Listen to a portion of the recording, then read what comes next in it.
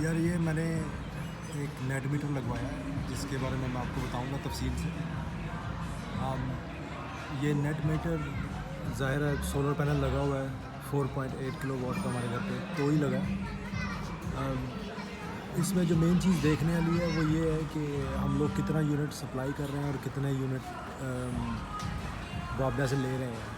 तो ये नंबर 4 पे दिखाएगा आपको। तो मैंने इस वक्त तक जब से लगा तकरीबन इतने यूनिट इस्तेमाल कर लिए हैं और इतने यूनिट मैंने सप्लाई कर दिए हैं वापदा को।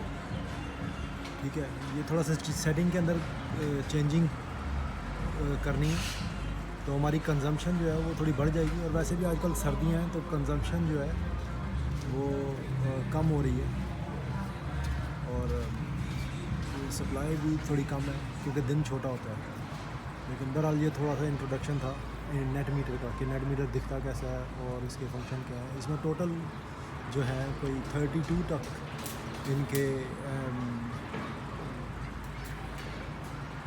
इनकी स्पेसिफिकेशन जाती है। लेकिन जो मेन चीज़ देखने वाली है वो सिर्फ ये नंबर 4 है कि कितने यूनिट इस्तेमाल किए और कितने सप्लाई किए। Thank you.